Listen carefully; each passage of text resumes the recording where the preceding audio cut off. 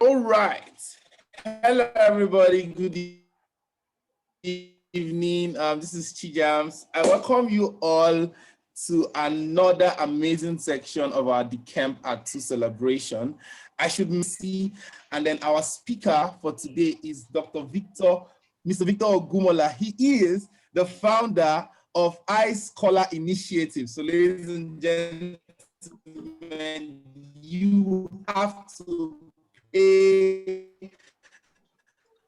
attention to this section because Engineer Solomon Okon is here with you. You're welcome, Mr. Victor, and also you're welcome, Dr. Casey. Ladies and gentlemen, I have to introduce my co-moderator for today in the person of Enid Adiegu. Enid, please say hi to the house. Hi, everyone. Good evening. I am Anida Diego, and I'm really pleased to meet you all. Do have a great evening. All right. Welcome, everyone.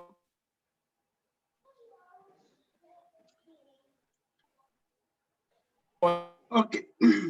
Hello, Chubuzo, can you hear me?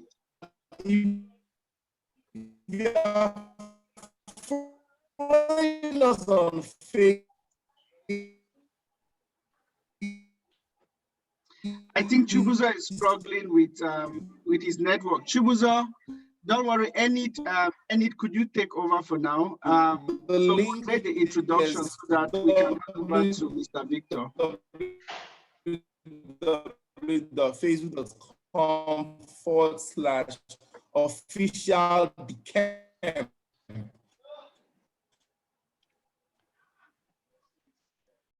Hello, everyone. Just like Chibuza said, you can follow us on our Facebook page, www.facebook.com/officialdecam. This event will be streamed live on Facebook. And I really want to apologize for the technical issues from Chibuza's end. Hopefully, everything will be resolved very soon. So I want to go on to share the recap of what would have all through the week. We've had monologues on unity, on some of our core values such as unity, uh, uh, faith, love, and today we're going to have another video on success. So before we go to share, to start up the event, so I would want to play the dekemp anthem. Thank you.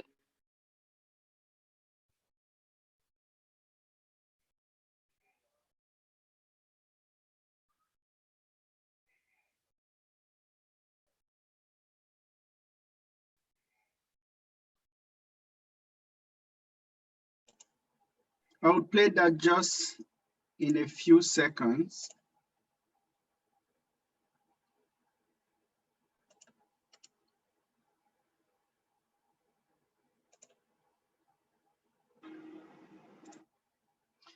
Please do let me know whether you can hear it, because I was told yesterday that you couldn't hear what I played.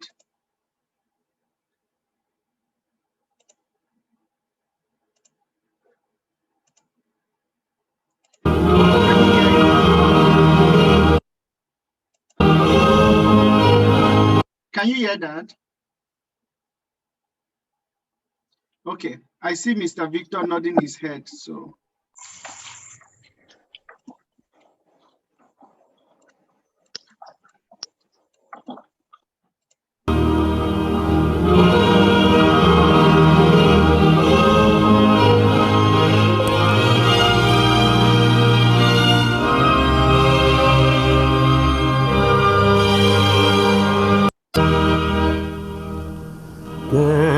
But is a great family of trust, love, and excellence, of oneness, togetherness, in all that we do.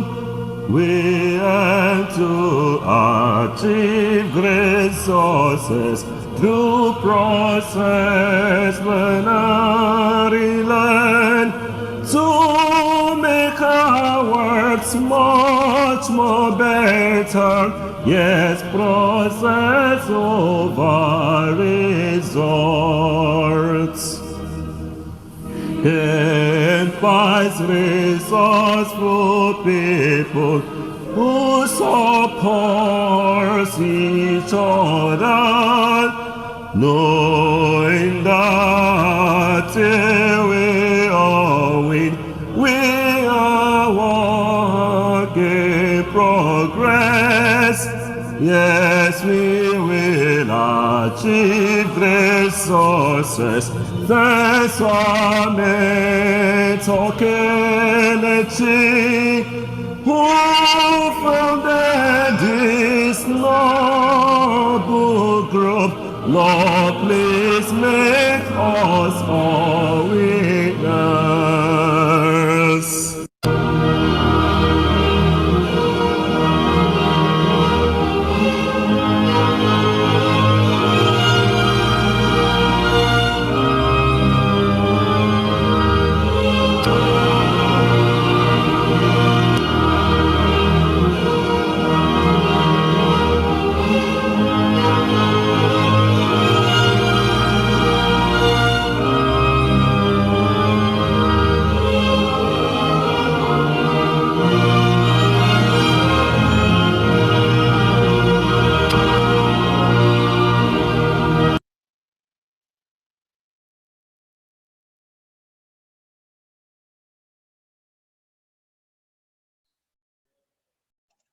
Any you are on? Hello everyone. I'm sure you all enjoyed our anthem. So that's something from the Campite network.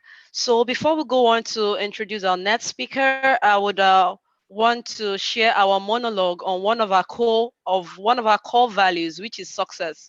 Success is something we believe in, and this shared value we have too. So I would go on to share the monologue. Thank you.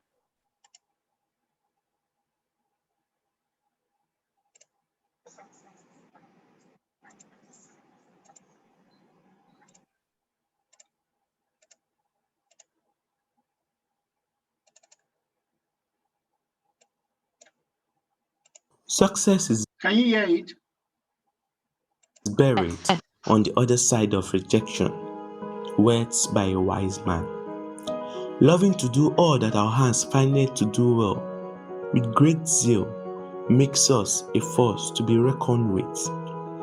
At the camp, our determination gives us a charge against dwelling too long on our failed attempts. We rise from our falls by doing things differently. Our failure exposes us to immeasurable ways of success. Our determination keeps us soaring as eagles.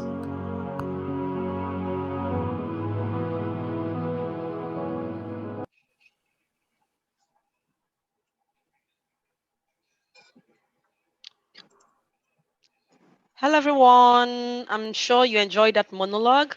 So I'll go on to introduce our speaker for today. Our speaker for today is Mr. Victor Ogunmola. I'll go on to read our speaker's profile. He's trained as a geoscientist at the University of Aberdeen, United Kingdom, OAU, Ileife, and Futa Akure, Nigeria.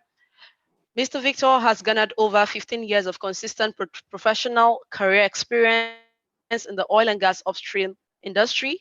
He's a science and technology enthusiast and expert before his current role as a geoscientist at Exxon Mobil. He had worked for Statoil, Halliburton, and GPNL across three continents: Africa, Europe, and North America. Driven by the desire to build a healthy pipeline of talent and skills for the future of Nigeria's growth, Mr. Victor partners with a team of other excited individuals to identify and purposefully invest in the career aspirations of the self-motivated and inventive mind among Nigerian teeming youth. Through iScholar initiative, tens of thousands of US dollars is being invested in young Nigerians seeking foreign opportunities to advance their career. Mr. Victor has visited delivered lectures, and shared practical experiences with thousands of students and faculty members at over 40 universities in the North America and Africa region in the last few years.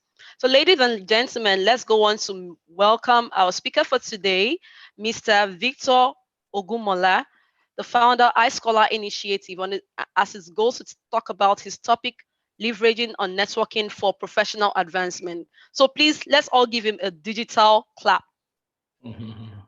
as we welcome him.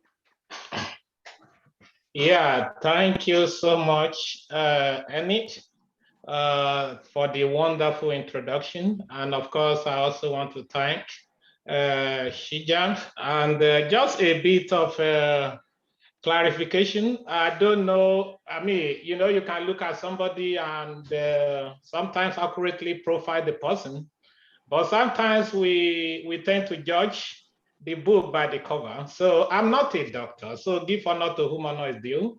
I only had a master, 2 masters, but I refused to do the PhD. So I'm not a doctor. So that being said, I want to welcome each and every one of us. Yes, from my own part of the world, it is about 1:15 p.m. So I say good afternoon from here, and I say good evening to the folks from the fatherland and wherever you are on the globe. So I just want to welcome you. And just before I get at it, let me know if you can see my screen, or do I need to reshare, please? Oh, we can't see your screen. Oh, I'm sorry. So let me do that really quick. 1 second. Let me see if I'm sharing the right screen here. So can you see the PowerPoint, the presentation mode one? I actually have 2 screens, so I don't know which one you are seeing. Yeah. Yes. Okay, great. Yeah, I can so you see can it. see this one, right? Yeah, very well. Oh, great. Thank you. So I mean, this is a very interesting topic, but before I dive into that, you would indulge me to make a very brief comment on Dr. Casey. I say that the harvest is so much, but the laborers are quite few. So, and to bring that into perspective, you want to look at Nigeria, being our focus here. You want to look at how many universities do we have, both private, state, and federal schools. And of course, you can even step it down a little bit. How many polytechnics do we have? So in essence, how many graduates do we produce every year? So then, of course, when you graduate, there's that 1 mandatory year of service to the fatherland. So after you do that, or when you are doing that, what do you intend to do afterward? So you want to ask yourself that, okay, in terms of opportunities, what is the percentage of folks being graduating that is actually getting an opportunity after graduation? I mean, let's assume that we have, say, 100 universities in Nigeria. Let's assume that every university is turning out an average of 500 students or graduates every year. So I don't know mathematics so well, but at least by my mental calculation, that is about 0.5 million people, right? Oh, yeah. So now you want to say that, okay, in the oil and gas industry, in the telecom industry, in the banking industry, in the manufacturing industry, all the industries you have in Nigeria, then plus public jobs, I'm talking about the civil services, state, local, and of course the federal. Maybe they take about 30% of this graduate every year. Let's be generous, right? So now we have about 70% of them left. Let's say maybe for those that are very proactive, very self-driven, they're able to get scholarship, say maybe another 20%. And of course, we have some schools and organizations that we offer scholarship for folks that really want to do postgraduate studies. But we are still talking about 50%. And to put that into perspective, we are talking about over 250,000 Nigerian graduates. So that is why when somebody like Dr. Casey,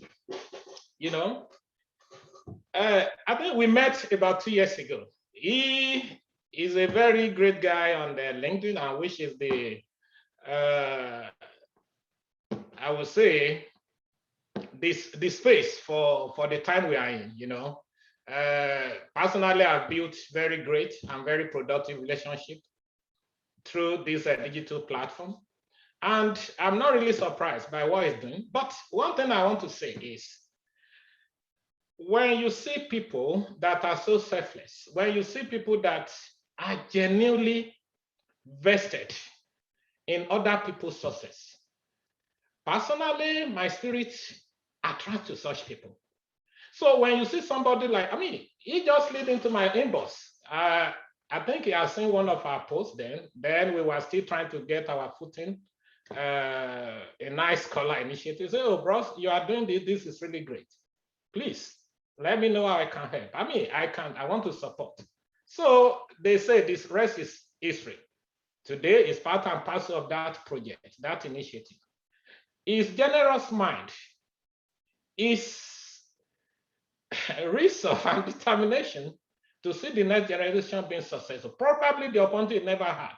He also wanted to give it to others. Even the little he had, he wanted to broaden it for others. For me, that is a greater service to humanity.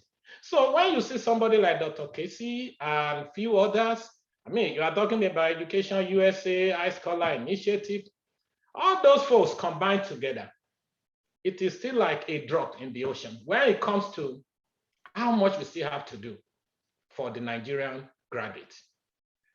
iScholar in 2019, we sponsored 20. In 2020, we sponsored 50. In 2021, we sponsored another 50. That is a combined 120 scholars. Maybe Dr. Casey's and dekemp family, through your mentorship, maybe you've done hundreds, even 1,000. Maybe Taiwo has done maybe 100. Education USA, they did 30 this year. Maybe since they began, let's say they've done 500. So when you put all this together, relative to how much we still have to do, we have not started. So that is why an initiative like this is great. All of us, we now have the opportunity to be at the corridor of power. What I tell my people, my friends, my colleagues is, in your own little corner, what is it that you can do to change somebody's life? And that is exactly what Dr. Casey is doing. So on that basis, I just want to congratulate you. Wow, 2 years. That is really awesome.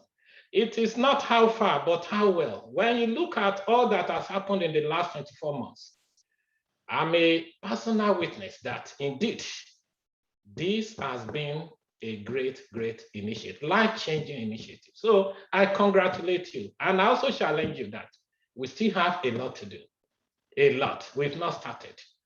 And the strength, the knowledge, and the enablement, I believe our Maker will continue to give.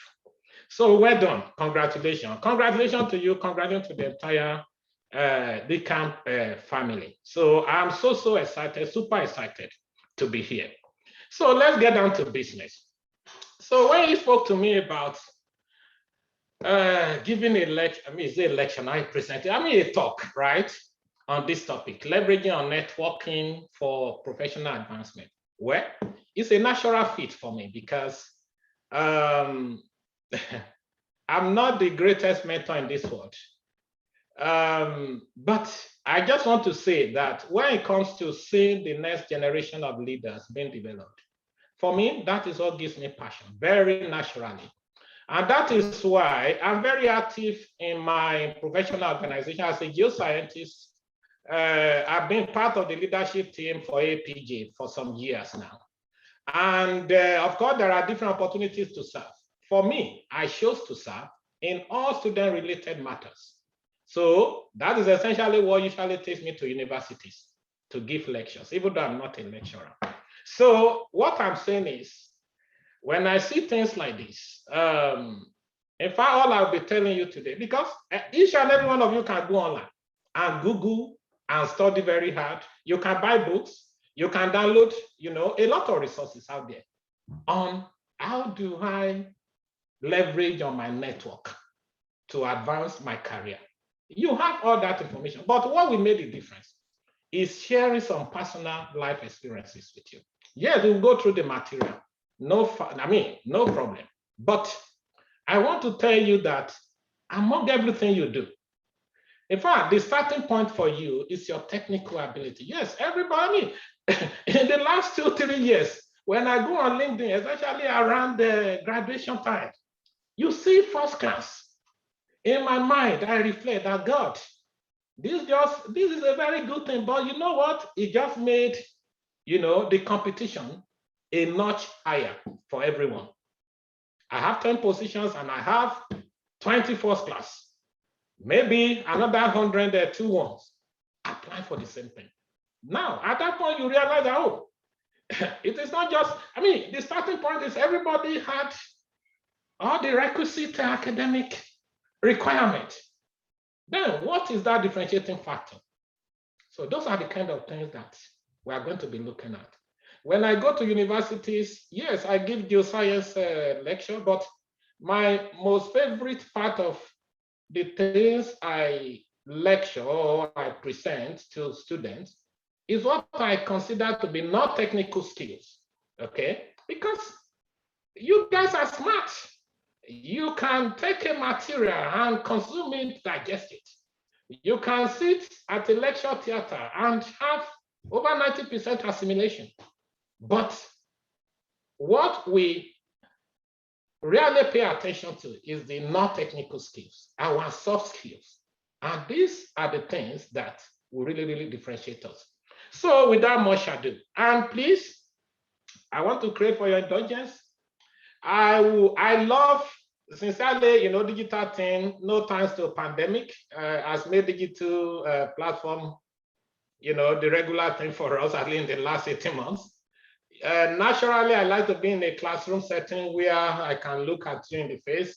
I can throw questions at you. You can throw questions at me. Basically, we want to make this as interactive as possible. So please leverage the chat room, raise up your hands, shout it out if you have any question at any time. And of course, I may not be able to monitor the chat room, but I believe we have all our facilitators keeping eyes on that. So feel free, please.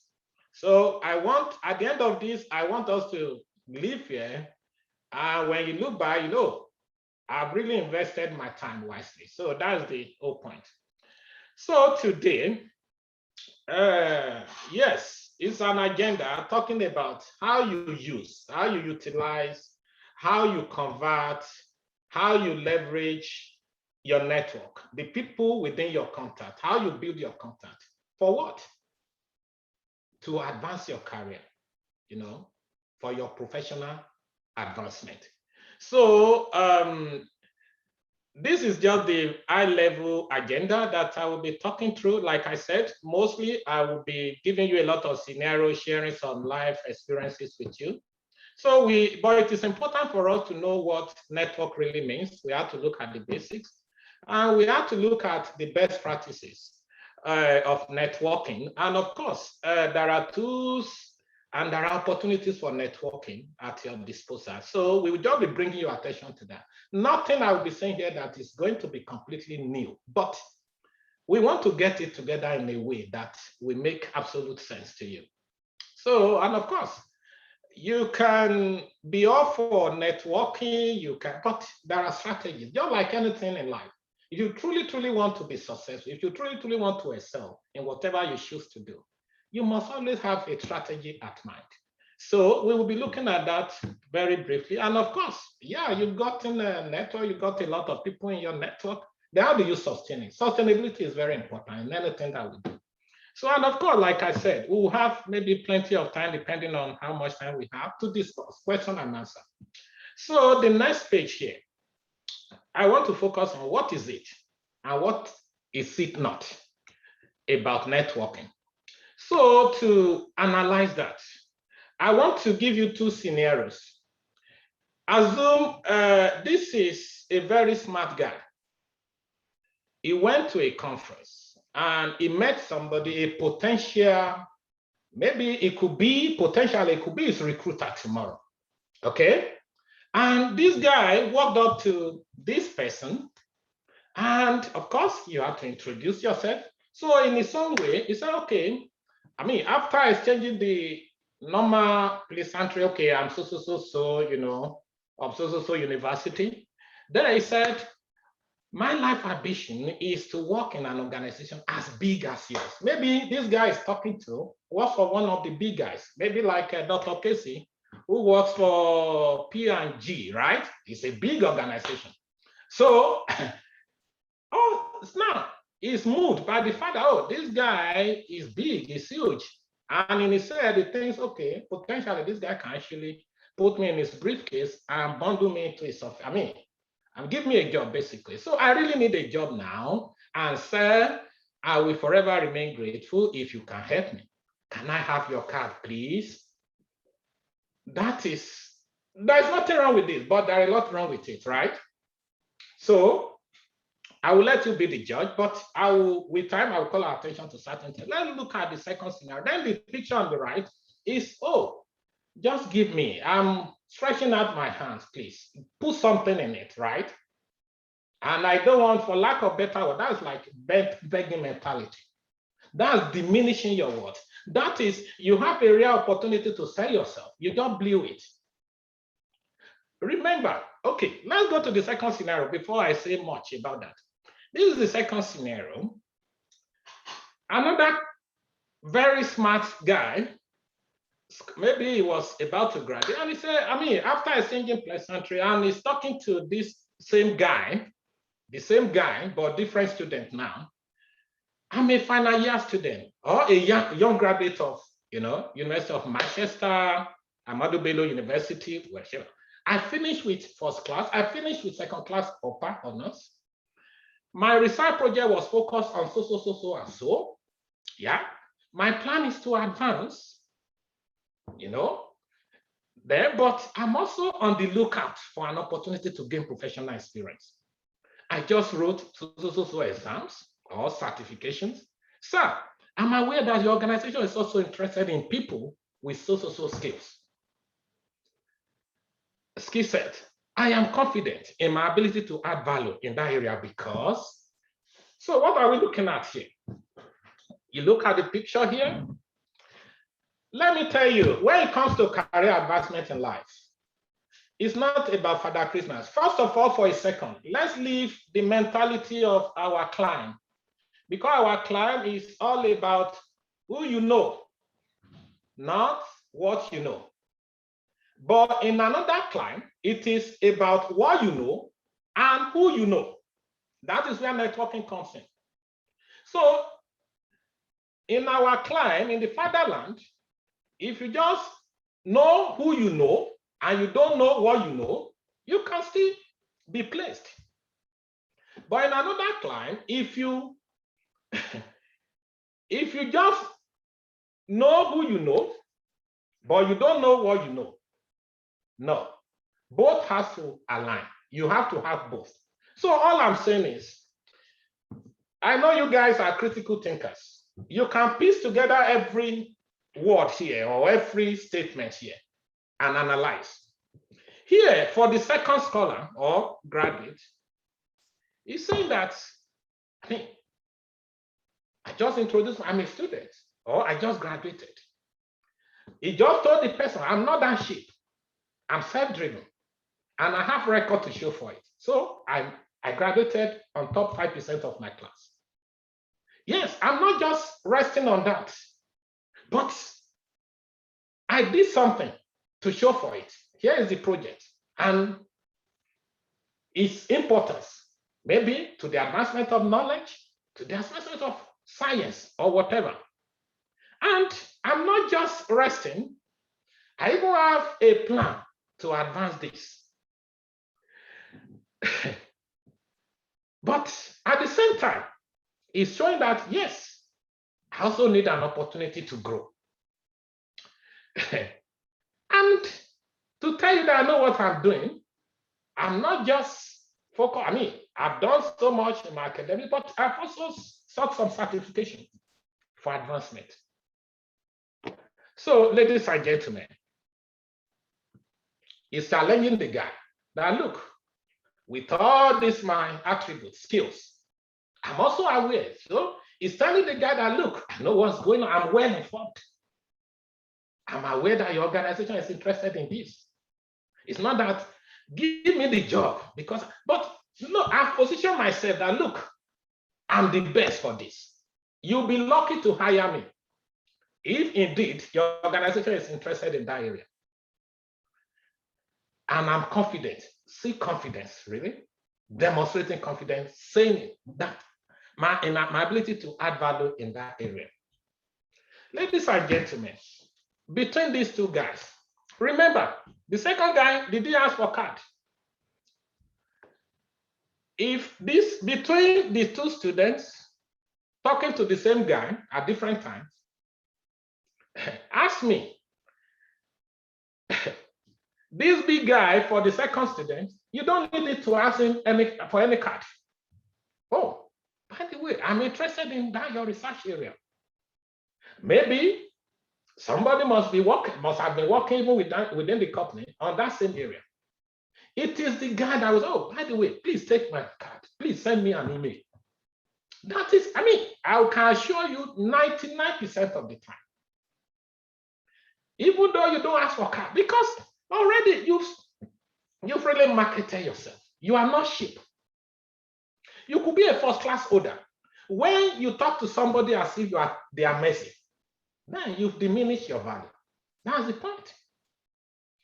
Job or any opportunity for career advancement should be a win-win situation. The guy you are talking to is not a Father Christmas. He has a job, yes, but he needs somebody who can actually do the job. You need the job. You also have what it takes to do the job. Then it's a partnership. And that is how you should present yourself.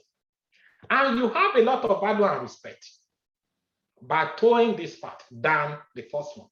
I think this is just an hypothetical scenario, right? Then, and I think it can help you to think. It can trigger your thinking on when you approach somebody, either at a conference, at career fair, anywhere at all, even at social events. Learn how to present yourself. So networking is not about the first one, which is literally asking for favor, but it's you marketing yourself. Then let's go on. And of course, you see the picture on the lower part. It has to be a win-win situation. You are not asking for a handout, basically. Now, what is networking? You might be telling yourself that, oh, wow, that's a lot. I tell you, I wrote out that thing. It was actually an extract from an article I wrote last year or 2 years ago. I shared it on social media. Because when I look at my own personal life, this is somebody in those days, a conference that is 11 months away. Today, I will have started saving for it because I came from a very, very rich background. So it could take me like 11 months to raise student ticket then or conference registration, maybe about 3,000 naira. It could take me 11 months to raise that. But yes, I will be successful at it at the end of the day. Then when I get to conference, I mean, this is a lot of money, man. And I knew how I raised this money.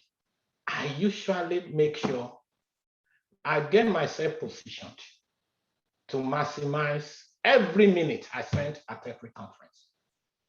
And when I talk to somebody, sometimes I don't even ask for anything.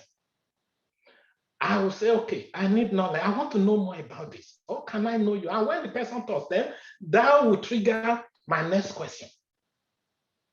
Before you know it, I get him or her in my network. Let me tell you, as a mentee, the best mentees I have are the folks that have demonstrated time and time again that they truly know what they are doing. In fact, mentorship is a two-way thing. It's not just me giving you something. It's a work, it's a partnership. And when you do your part, I can go an extra mile. I clear my schedule for a lot of my mentees. There are some of my mentees that I always look forward to speak to all the time. But I will tell you why as we move on. So you might be thinking that, okay, I don't have this skill. Ladies and gentlemen, you learn it, okay? There are a lot of tools at your disposal. In my service year, I believe it was a transition year for me. I had clarity about what I wanted to do. Looking for a job, I had like 3 different books on that.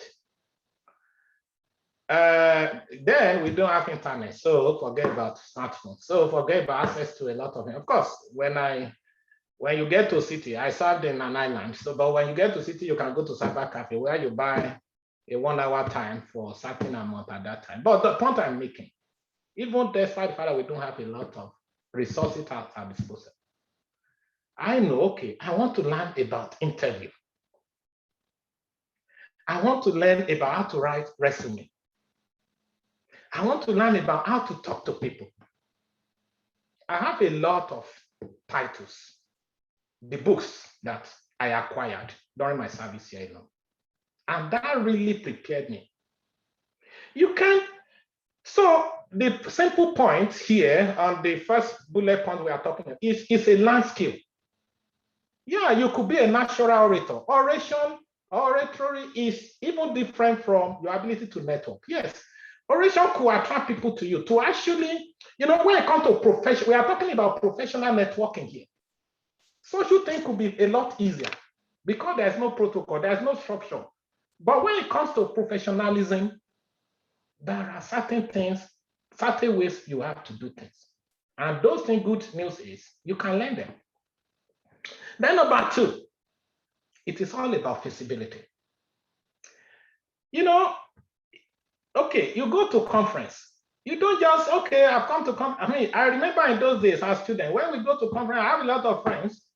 When they go to any stand like this, the first thing, oh, where's your pen? Where is your bag? I mean, whatever souvenir they have, the first day of conference, everything is almost finished, and you will see a lot of exhibitors hiding their remaining things.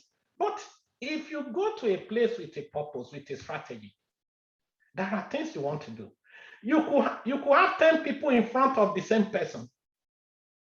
And the kind of question you ask, the kind of interest you create, will attract the attention of that person to you.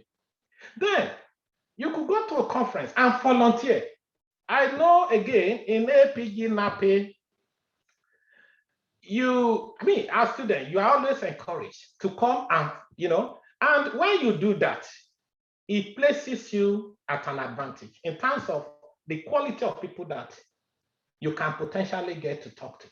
So make yourself visible. You have to create your own community. That is what network is all about. I'm a geoscientist. I started my networking from my geoscience community. Dr. Casey can testify to this. In iScholar, in fact, when we just started iScholar, people thought it was just for the geoscientists. Just because those were the most people I had within my network, mostly. But we have to build that. And what I'm saying is, if you are a biologist, you are a chemist, you are a pharmacist, you are an engineer, you should build a community around you. There are a lot of people who have gone through the same path successfully that you are trying to start right now. You want to build that. Reach out to people, be proactive. It is all about building alliances, not just about job hunting. No. If you look at the 2 scenarios, that you are meeting person, even though if what you need right now, your number 1 priority is to get job. It is not everybody that you talk to that you want to pitch your job hunting to. Some relationships, some networking could even transcend you just getting a job. And I will share with us examples of that with time. So all I'm saying, be purposeful and be strategic. It is not a replacement for talent. It is all about being recognized as talented. Again, tie back to those 2 scenarios. It is not, yes, you have the talent. You are also demonstrating it that, look, I have this and I have a track record for it. And your composure, your courage, the way you engage will make a lot of difference. Because then it is not just enough that you can talk and sweet talk people. You have to be very sound, well grounded in what you are doing, or whatever your field of study is. So let's move on. It is important just to put things into perspective. When we say, yes, it is not all about all those things we talked about. I mean, it is all about what we talked about. We should also look at what is it not actually, networking is all about. So, you can read this, but then it is not about you contacting everyone you know when you are looking for a new job. What does that mean to you? That first PowerPoint, what it doesn't say is more important than what you are seeing on the screen. What that doesn't say is a relationship that you build or a network that you secure long before you need it will be more valuable and more useful and more helpful to you than, oh, I need a job now. Then it is there, oh, by the way, then nails begin to come to your mind. Yes, it can happen that way, but don't, all I'm saying is every opportunity you have, try to build alliance. I can tell you about iScholar Initiative. We have over 100 partners, quality partners, intentionally selected partners.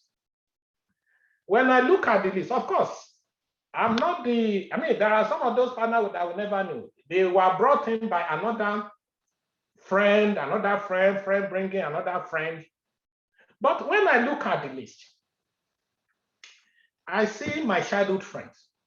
I see my primary school classmate. I see my secondary school classmate. When I went to FUTA, a lot of FUTA guys. When I OAU, I have guys that we wouldn't have met in this world if I had not been to OAU. In the UK, as a grad student, the only Nigerian that we were in the same class is part of it. Then I started working in the UK. My place of work, person in the UK is there. When I came to US, a lot of people from here. So the church I went, I saw people. So what am I talking about? It's not just enough that you go to a place or you spend time in a place, you study at a place, you worship at a place, or you socialize at a place. Your building network is you being intentional that I have 6 months to spend here. I have 3 months to spend here, maybe for internship. Then you have to be thinking about the future. And thinking about the future means in that future, you will need people. You want to be intentional about you making that connection. Yes, it's easier said than done. But we will still be looking at strategies for building, network. But if you want to grow your network, you don't want to squander any opportunity you have at any time, at any place. Yes, you can't be friends with everybody. You can't have everybody in this world as within your network. But when you recognize anyone that will be helpful to your career advancement, ladies and gentlemen, you want to find a way. You can go on lunch. You can be helpful. There are different ways we can break the ice in order to engage with people that we truly want within our network. So that's the point. So networking is not a one-way street. It must benefit both parties. I think we emphasized that in the previous time. It should be a win-win situation. It's not you trying to get the other guy to do stuff for you. Now, it is not about gaining the confidence to call strangers to ask for a job. Some people, the day you get introduced, before you know it, you are, your phones, everything, they don't respect boundaries. It is not all about that. You know what I'm talking about. It has to be mutually respectful. You have to be sensitive enough that, look, I gained this network not just for me to abuse it. And when you cultivate such habit, every relationship you make is going to sustain. So it is not always productive. Yes, you must not always, I believe you all understand that it is not every trial that results into success. It's not a curse, but you just have to be realistic. You can make all the effort sometimes, yet it is something is not forthcoming. So you should be able to handle rejection very well. So you should always expect some to say no to you. Okay? I mean, I've had people say to me that they want me to be mentor. I say sorry because of what I mean. Of course, I will ask about your interest when I look at it compared to the things I can do. I mean, sometimes it is not everybody you can be of assistance or usefulness to. So it is perfectly okay to receive rejection. And I think you know that. Sorry, 1 second. Okay. So next. Again now, what is it? I know we'll be, I'm emphasizing this, that if you remember, we start from that scenario, then I define what networking is all about. And of course, I show you what it is not all about. Now, to re-emphasize that, I will just go quickly through this particular slide so that you can have the message. So what is it again? It is a way of life, meaning that it is not a one-time thing. And it involves a spectrum of activities.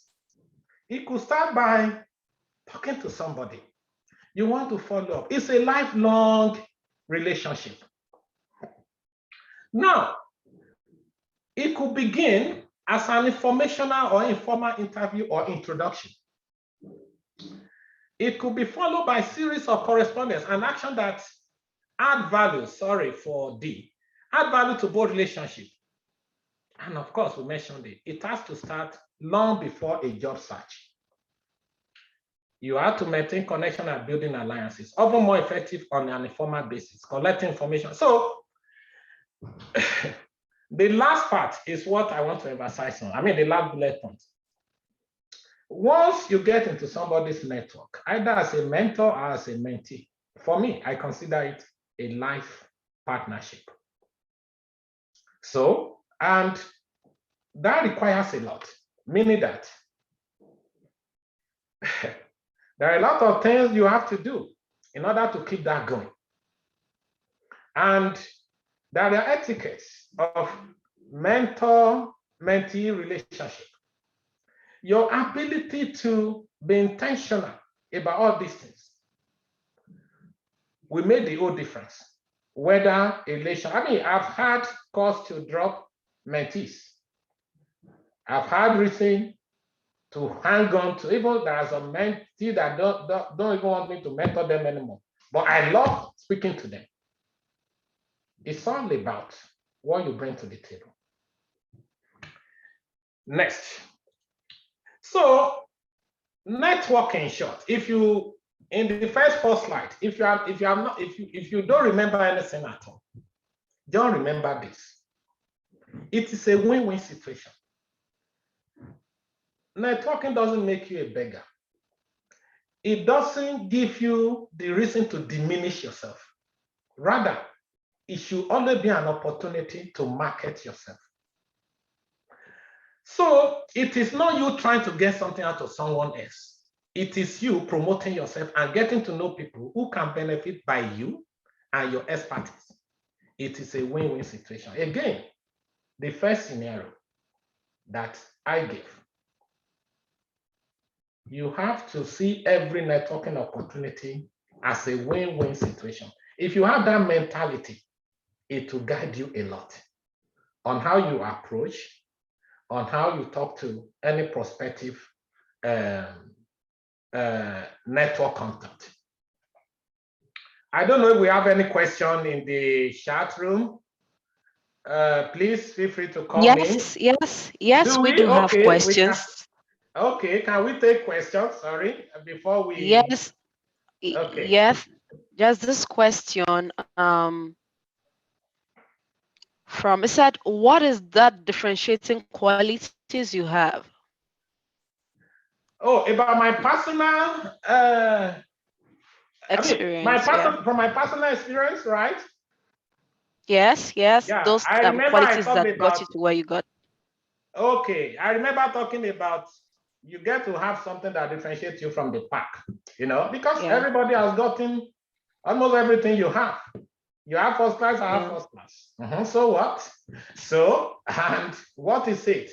So then I talked about the soft skills, right? Not technical skills. Yeah. So there are plenty. Of course, I'm not saying I have everything in this world, right? But I think my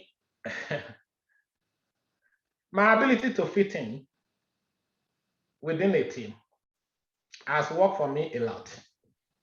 Wow. When I say being able to fit in, it's not just being technically sound or being able to do my job, but your willingness even to help others, to make others very comfortable around you. That's one. Then when we talk about networking, what I believe differentiates me is, for example, when I go to conferences, before I leave my room, my school, I have an agenda. And that agenda is, I want to win somebody for future career benefits. I tend to look at the bigger picture. I tend to be forward looking than the immediate gain. What you guys can call the fad, what's the phrase now? The fad benefits, right? So the point is, you have to be very intentional. Yeah. I made a very casual comment regarding when you see there's nothing wrong in getting to a conference and trying to get souvenir, want to get the bag, want to get the pen, want to get, a lot of things. But when you go to a conference, you go prepared. I think this age and time, you want to put your resume on your flash drive, for example. And if possible, you want to even have some hard copies. Then, in fact, I had a friend who really challenged me. I remember the very first conference I attended. This guy is as poor as myself, but he invested in himself. He made a card, not like the fancy one, like the business card, a student for that matter. His name, his email, basic contact information. And it was a lot easier for him to exchange information with people when we're at conference than somebody like us that had to dictate. And sometimes somebody you are dictating your email to could write it wrongly, or you could write in a piece of paper that will be thrown out. So all I'm saying is there are just a whole lot of things. Then you have to work on you have to be respectful of boundaries. You have to, for example, these things are simple. They look simple, but then they have far-reaching effect in your ability to win others. What pisses people off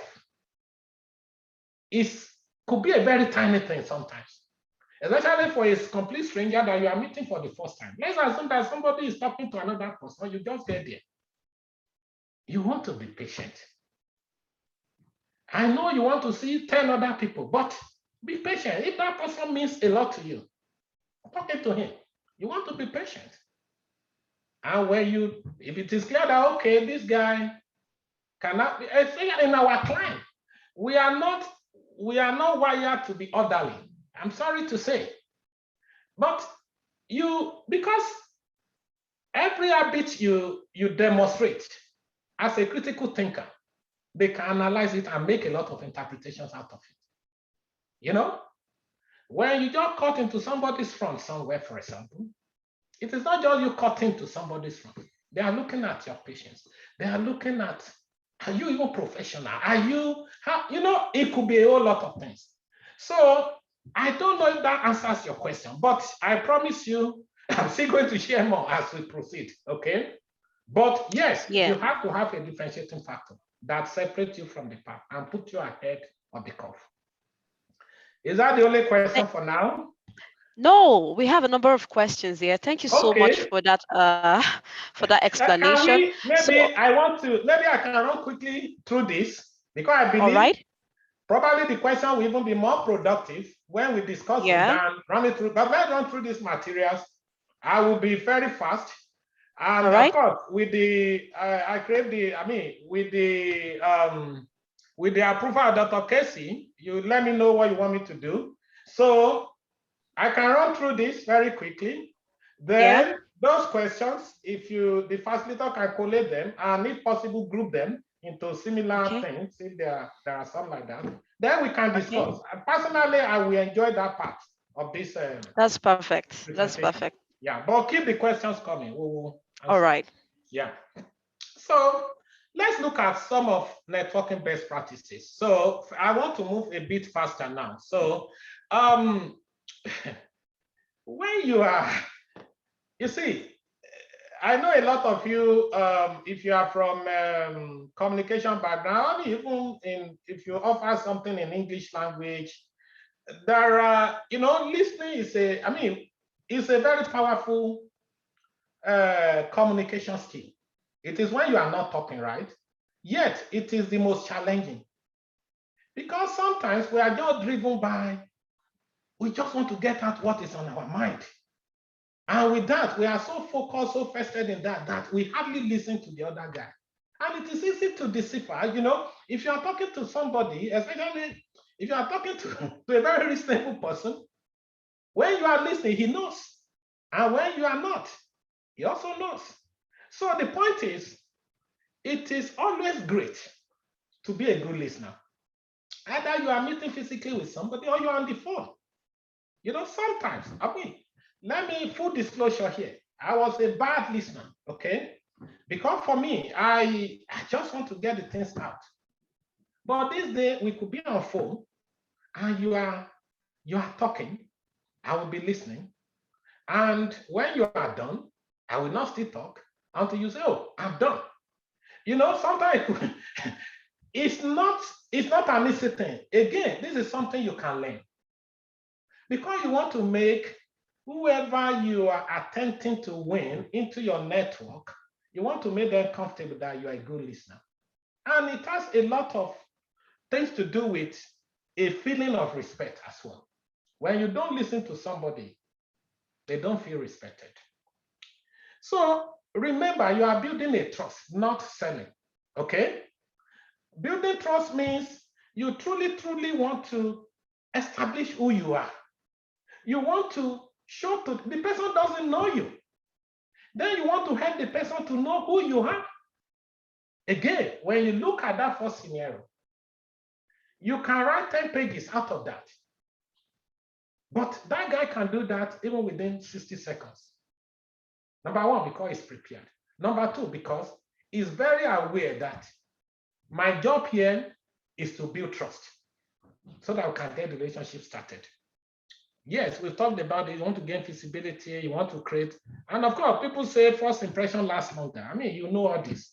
You want to be your best, right? Now, you want to respect boundaries.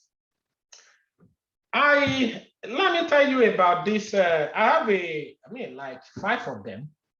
These are guys that are well read. They are my mentees. These guys, at their own volition, very proactively, every other month, they will schedule a time that, look, Sam, I need to update you with what I've been doing the last 60 days.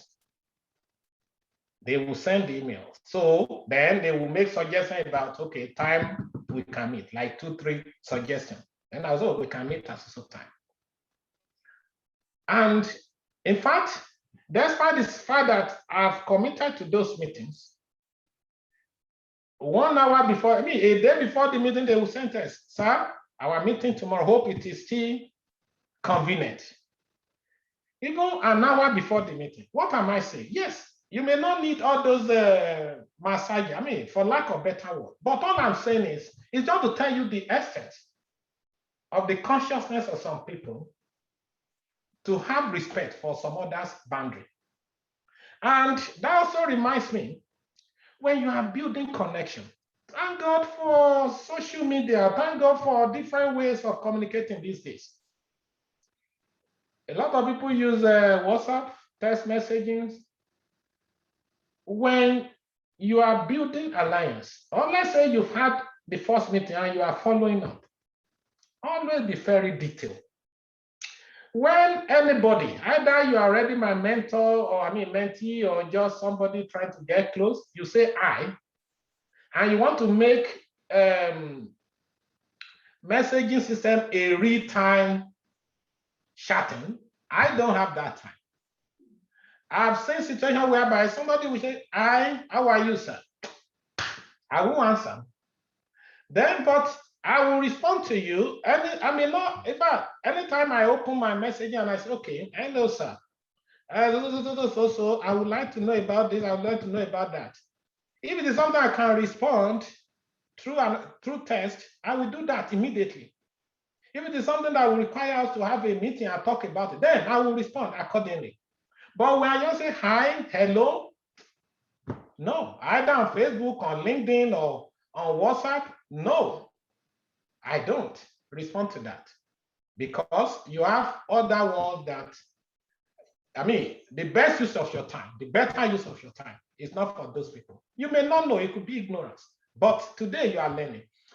Because yes, it's okay to say hi to, but even when my wife, I could be that serious. She can't just say hi to me. She has to say something, right? Whether that we, of course, except she's in a distress.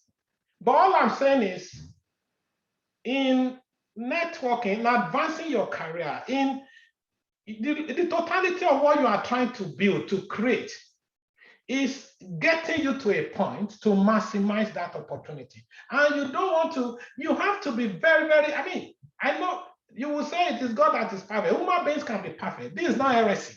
Try to get me right. You have to almost be perfect in everything you do. Because then I will tell you a story.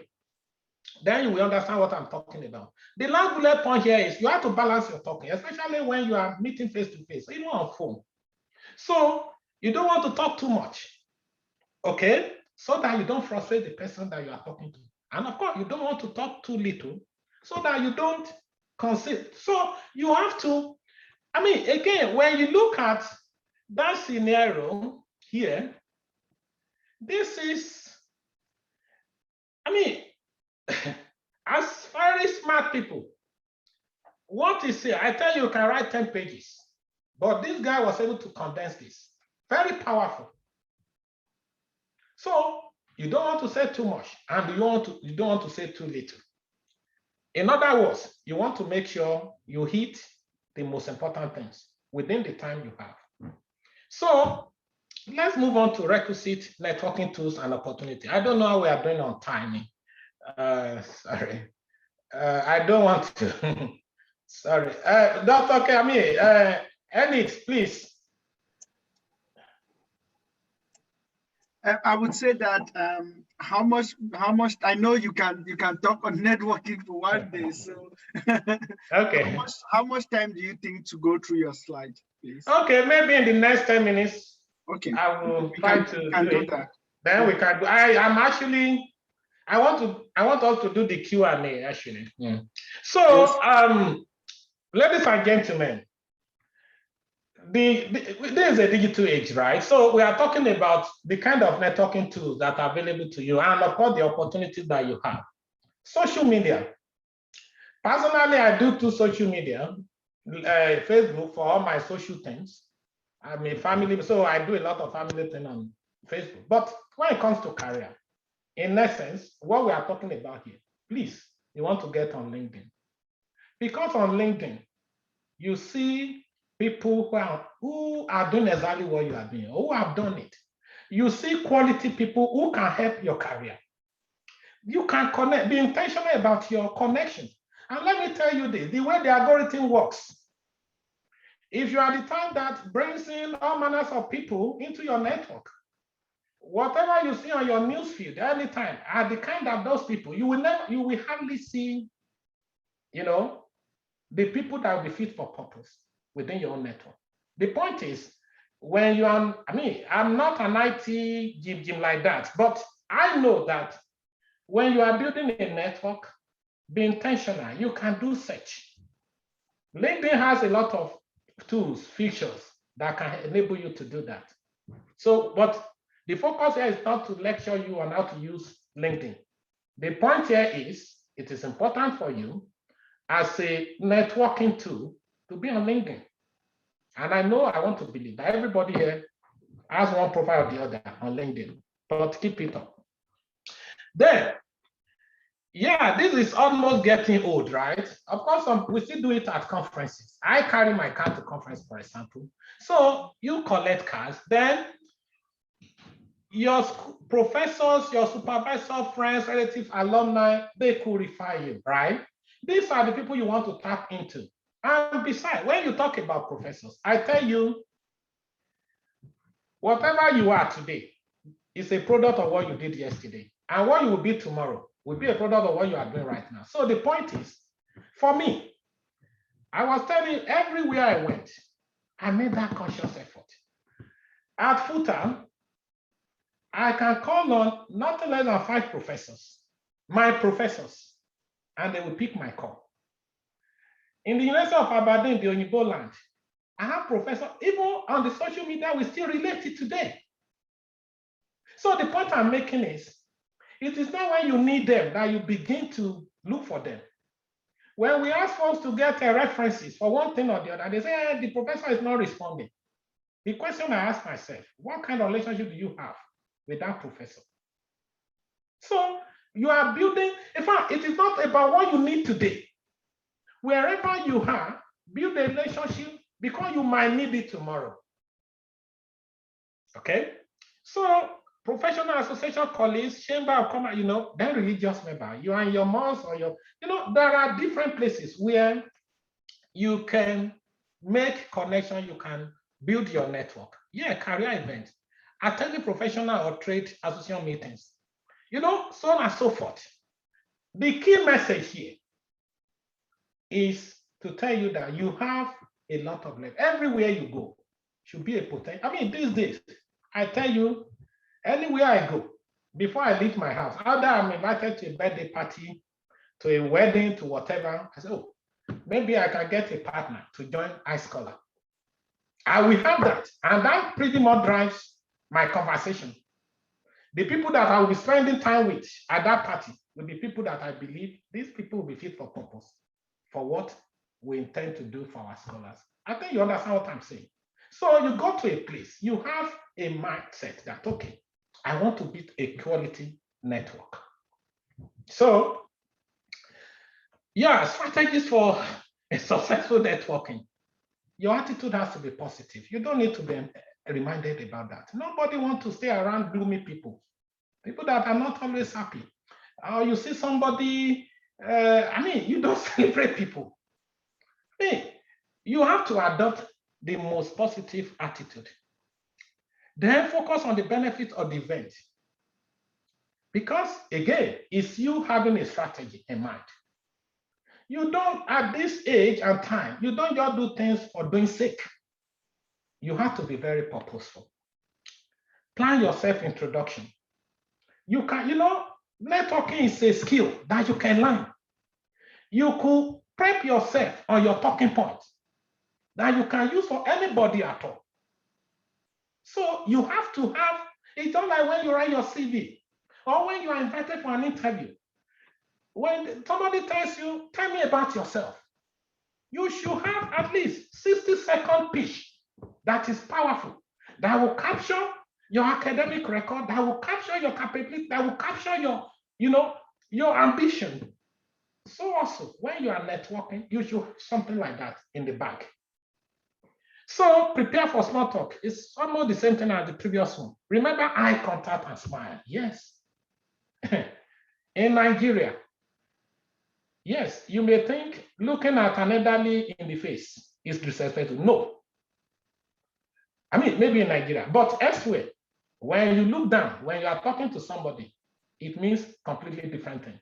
It's either you are telling lies or you are not confident. Those are the two interpretations, basically. So the point here is maintain eye contact. I mean, especially even in Nigeria, when you are in a professional setting, they know when, I mean, your confidence can easily be profiled based on your courage, your, the way you maintain eye contact. Use powerful words such as those in your resume to describe your skills and results. I mean, there's no brainer here. Be concise with a short message about career experience and points of interest. Again, all this is all about practice. You having a talking point. When you want to go to a meeting, you want to go to a conference, please be prepared. And more importantly, it is always important. Yes, if you don't have any cultural exception to this, it's always important. You don't have to learn how to, you can Google it. Professional handshake. It's a skill. All these things count. I'm not talking about you being after small opportunities. If you have to hit it big, then you have people who are already there and they understand all these things. And when you demonstrate them, they recognize it and it will be rewarded. So how do you sustain your network? Very simple. Okay, there are stories I wanted to tell. You see, I left Nigeria in 2005 on scholarship to grad school in the UK. After graduation, I got a job with Halliburton. And of course, about a year after, I was sent to US for training. And it was a 3-week training.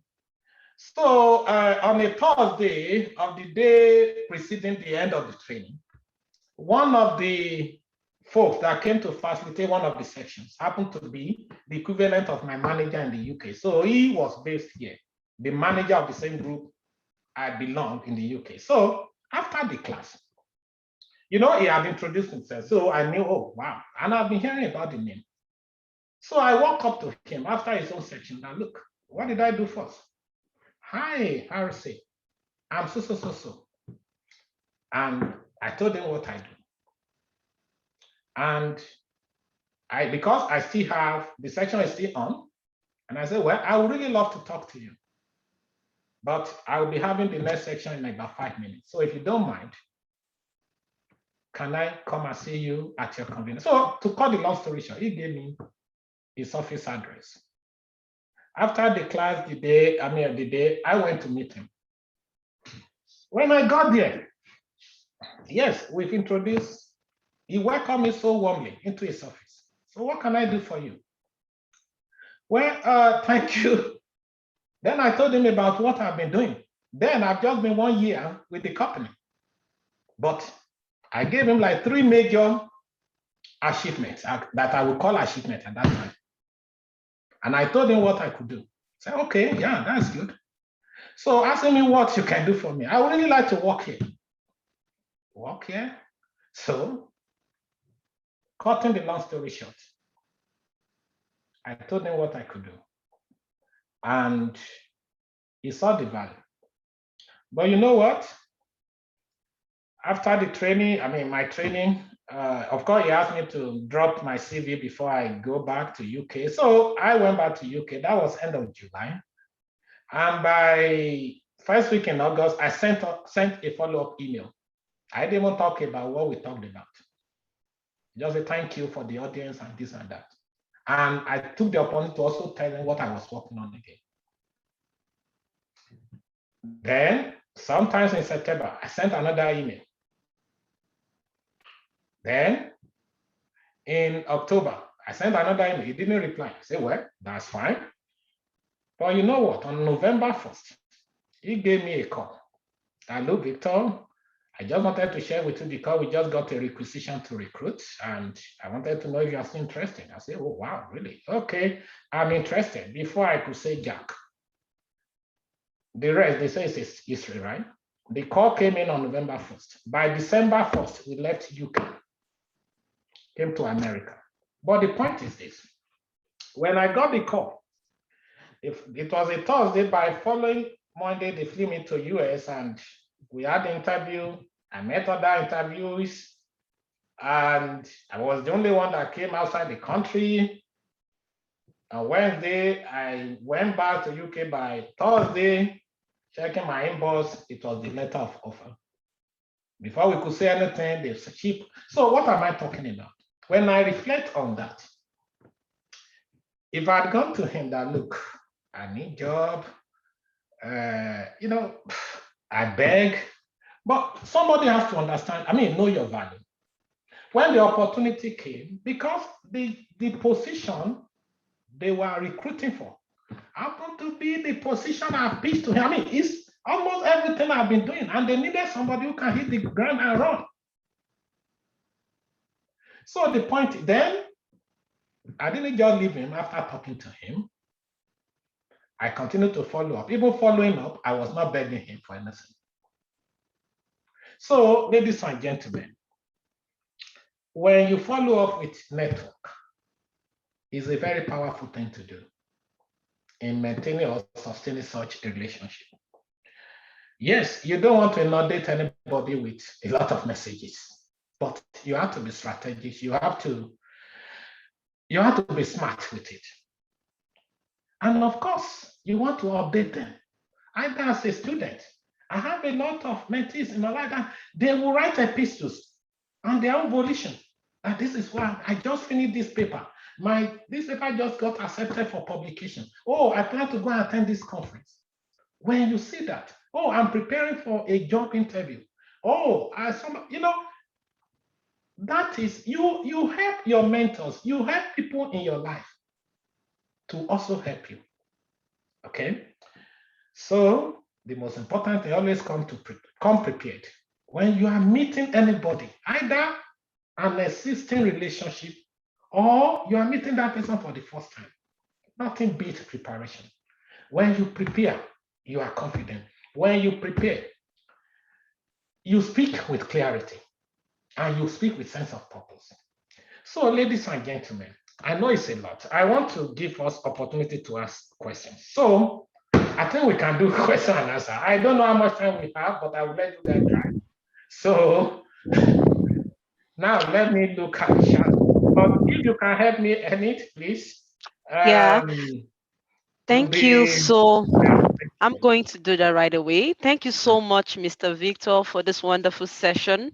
So full of insights. Funny enough, this is not what we tend to hear in the classrooms. These are definitely live experiences and principles people do not talk about. Thank you so much for sharing your insights and your experience with us. We are so grateful for your time and we greatly appreciate you. So I want to go down to the question session. So someone asks, you mentioned it's okay to receive rejection. Could you kindly share an experience of being qualified for a role and you got rejection and you got rejected? How did you handle it? Yes, so what your own experience? Full disclosure, rejection is not a palatable thing. It's not, I mean, we are human beings, right? So, I mean, there is this 5 steps of a 5-step process that you go through, you know, whenever anything unpalatable happens. God forbid, when you are rich, when, you know, a dream job just slipped through your hand, you know, first of all, you want to deny it. And when you begin to accept the reality, then you are still querying it. And, you know, before you eventually come to accept it, really. So it's not easy. However, in my own case, there have been a lot of rejections in my life. I applied for more than 10 scholarships before I got the final one. I don't know how many jobs I, you know, applied for before. In fact, in Nigeria, at a point I began to think that, look, so that maybe it was a mistake to have even read the geoscience. Maybe I was not even as good as I thought, right? So you ask yourself a lot of questions. So one example I will give, and I've written about this, I put it on LinkedIn. It was a Senate bank job. Yeah, you know, in Nigeria, the biggest employers during my time were the telecom and banking industry. So, and of course, I wanted to get a job because I had the old mama that I wanted to take care of. I thought she might not be here for so long, but she's still here, even after 20 years with presence. So the point is, I was driven that, I mean, I was so desperate to get a job, right? And you are called for aptitude test, we wrote tests, and I think about 100 in my set. Then we were weeded out to 50 to 10. Anyway, for the final, after a series of interviews, because at that time the tradition was everyone they are bringing in the management training position, you have to have an handshake with Jim Ophia, the then CEO. So I was one of the 11 that made it to that point. And all of us had the handshake. During my own time, it was just everyone, the guy didn't have time for anybody. So about 2 minutes for every candidate. And nothing was asked because prior to that, they've gotten all the information they need from you. So in my own case, they say, I was looking at my file, say, oh, you like to work in Ibadan? I say, yes, I love to work in Ibadan. So, and I say, congratulations. And that was it. So to cut the long story short, few days I had from folks who have gotten letter or been invited to start training. 1 week after, 2 weeks after, I think the last guy that got letter was around 3 weeks after. 10 people got letter, but except me. Oh. Then I was at OAU as a master's student. Then I had about 3 weeks before my exam. I almost failed. Yes, I was vulnerable, sincerely. But how did I come out of that? In fact, I thank God it happened that way. Because then I began to query myself, what's your problem? You are doing masters already. You love your science so much. That's why you even came for second degree. Then it helped me to refocus more. But yes, before then I've applied for certain scholarship that I thought this is it, but it never happened. But you know what? When that happened, I said, I'm not applying for any job again. Yeah, it may take some time, but I have the conviction on the fact that this path I've chosen is going to lead to something. I got desperate, more desperate about my scholarship search.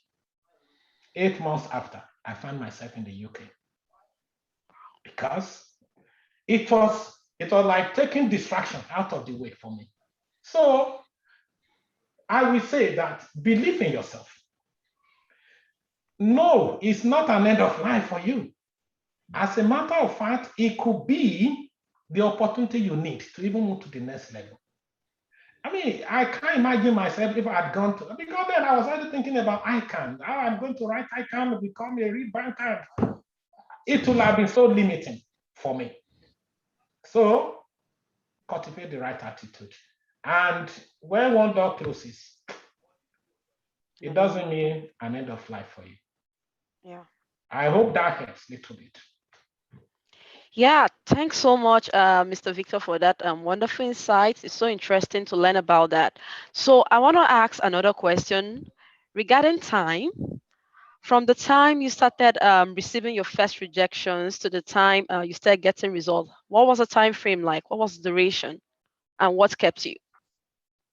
So again, it may be difficult to put a timeline on this, but I have a lot of rejections in my life. So that's a fact. But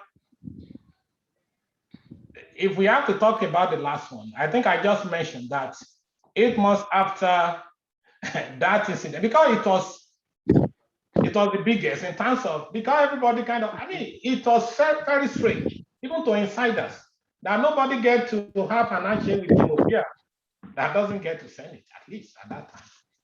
So I think, let me make sure I understand the question very well. The question is, our topic is process over results. Yes. Yeah, that's our topic. So in line with that, we know that process actually takes time. So from the time you start your rejection must have also processed you to have received your results, to have gotten your result. So the question now is, from the timeline within which, the duration within which you were processed, starting from your first rejection when you were so sure about what you wanted to do, to when you were so sure, to when you started getting results, what was the duration like? Was it something about 3 years or 2 years, or that's what I want you to share? Well, of course, results, I mean, we can, I still believe I'm still evolving. So, I mean, when we want to, we can talk about what you have gotten at every phase. I mean, you have a goal, you achieve that, you move to the next thing. So at that point, you know, I like the idea of process, right? In fact, I'm a process-driven person. When you follow the process, in this case, I realized the point where I had the awareness that, look, if I can just focus on this and do the hard work and take out all the, like, okay, me, at a point in my life, I was shuttling between OAU and Lagos almost every other week for one aptitude test or the other, right? So, and that is a time taken away from more serious things. So when I got that rejection, I had to stop all that. So that happened, I will tell you, around January. So then the scholarship that actually took me out of Nigeria, we started the process around March. I wrote the exam around April. So by June, they published the results. And of course, September, October, I left Nigeria. So, because then I had to, in fact, I studied as if, in fact, not as if, my life depended on it, right? Because for me, that is the price of, say, okay, now I'm giving up every other thing, but this is the part for me. I mean, I had the clarity of that, no doubt, and working hard towards it. So the point is, you can have a start, depending on what you want to do. In my own case, I have 3 months to prepare for the exam. I wrote the exam after the exam, and there are things you have to do to prep yourself for the next phase. So I would say it takes between 6 and 9 months, basically. But the milestone that you have to hit is that point, is that threshold where you actually know this is what I want to do. You are going to grad school. You know, it's a lot of process, right? You have to write the standardized test, then you have to prepare for that. Then when you get the result, even before you get the result, you have to be searching for school. You have to be talking to your professor. You have to engage your mentors to guide you through. Then you have to start applying, and you apply. There is a time to make the decision of offer. There is a time to make the decision of funding. So you just have to go through all those processes. And there are things you have to do. And I've listened to a lot of our scholars. How, I mean, for those of them that are really, really successful, those are the ones that have truly, truly, they not just live through the process, but they've checked every mark in the process. So I don't know if that helps, but I know that when you are process driven, you follow the process, you can be assured of success. And its process doesn't mean, it may not mean speed for you sometimes. It only means results, because that is what is important. Yeah. Thank you so much, Mr. Victor, for sharing that insight about process and results. We were really very grateful for spending time with us. And at this juncture, we want to say thank you corporately.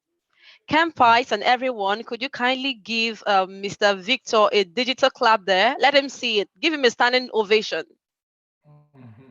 Everyone, a standing ovation, a standing ovation. Thank you so much. So at this juncture, I want to hand over to our host and founder of dekemp, Dr. Kelechukwu Onwukamike, to give his vote of thanks. Thank you. So thank you very, very much. I mean, when I gave Mr. Victor this topic, I remember making one comment that I can't find any other person that would do justice to this topic. And that is exactly what you have done. So thank you very much. Thank you for always being behind, supporting what we do. We are so inspired by what you are doing for bringing like this very huge network of iScholar initiative to promote academic excellence and also contribute towards building the next generation. I don't think there is any other better way that it could be done, rather than giving people the opportunity to gain the necessary skills to become, to become that brain gain that we can boast of in the future. So thank you very much. On behalf of dekemp, I want to have this kind little token from us. I will read the award and what it is written. So this is from us to you. So it's from Dr. Casey's Mentorship Platform Award to Mr. Victor Ogunmola as a patron to the mentorship platform for his commitment and support towards empowering and inspiring young people to achieve their professional aspiration this day, the 29th of July, 2021. Thank you very much. We hope that you would accept this, our little token of appreciation for really being a pioneer support to our mentorship platform. And we look forward to, more collaboration, cooperation between both initiatives. I think we all share similar goals and we all share similar objectives. So thank you very much.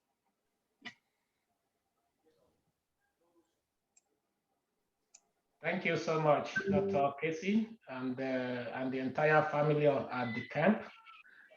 You guys have been very, very, yours is an inspiration, basically. And like I said, we still need tens, hundreds, thousands of Dr. Cases, because the field is so wide, the field is so wide, we have a lot to cover. And of course, we have to start from somewhere. So I'm honored. And I truly, truly appreciate this. We will continue to do our best. Like I said, yes, we don't have power. We are not on the corridor of power, but in our individual little corner, we'll continue to make that strategic investment in the lives of our younger people, because we believe tomorrow belongs to them. We are in a world where we need a lot of creativity, we need a lot of innovations. And these are bright minds that we believe that we give us that tomorrow, that future that we also much, we have a lot of potential. So one Mark Zuckerberg can turn around the fortunes of not just Nigeria, not just the continent of Africa, but the entire world. And I can see that in these folks. For me, that's what I will continue to live the rest of my life for, and whatever it takes to be part of that is all that will continue to motivate me, will continue to drive me. So once again, you are doing a very wonderful job, and I thank all your team. I always say, regardless of how noble your idea is or how powerful an initiative is, if you don't have people behind it, there's so little you can do. And there's that popular scriptural saying that 1, we chase 1,000, and 2, we chase 10,000. And of course, I've never seen a mathematician that can make any sense of that. So and it is empirically true. So, it's the more we have people of like mind, people that are doing this. God sees my heart. You are my hero, because you are living for something greater than yourself. You are living for something that would potentially change the narrative for the entire generation. So for me, that is the true service to humanity. So once again, thank you so much. Thank you for all you are doing. And like I said, I expect more. Let's continue to broaden the opportunity for more people. We have so many, so many. We have not even scratched the surface. So let's get to work. Let's roll up our sleeve and continue to work so hard. Thank you so much. Thank you very much. So I hope all Kempites are hearing that. Of course, the goal is to empower you to empower others. So we expect exponential scale up based from 1 person to 250, then to thousands, and why not even more. I think there is a lot for us to do. So thank you very much. It couldn't have been said any better. I give now back to Annie to round up the session. Thank you so much, Dr. Casey, and thank you so much, Mr. Victor. Thank you for everything, for talking to us, and we really appreciate you. Thank you so much. So I want to go on to the next agenda. We have the Chem at 2 challenge. And for this challenge, it's an invitation to anyone who is interested in joining the Decemp platform. So the challenge is just for you to write 100 to 150 words on the topic process over results, explaining what it means to you. Now, these are the instructions for submission. You are going to follow us on our social media pages. We are active on LinkedIn, Instagram, Twitter, and Facebook. You submit as a comment on any of the Decem official social media pages. And you have to do this before the 1st of August, as winners will be selected on the 1st of August. So when you do this, you stand a chance to join the Decem platform without going through the 30 days challenge. Thank you so much. So at this juncture, I'm going to hand over to Dr. Casey for his final words. Okay, so thank you everyone. Just a bit of correction. This allows them not to pay the commitment fee to do the 30 days challenge. Yeah. The 30 days challenge is prerequisite to join the group, so they have to do it. So tomorrow we have another powerful session.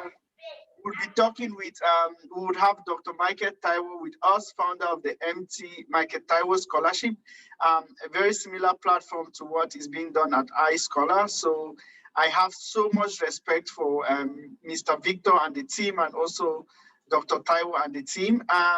He'll be talking to us about how to develop sustainable processes. So the theme of this Decemp at 2 celebration is process over results. We can keep in mind and remember what Mr. Victor shared about his process, how his rejection helped him to refocus. I think that is really a take home for us.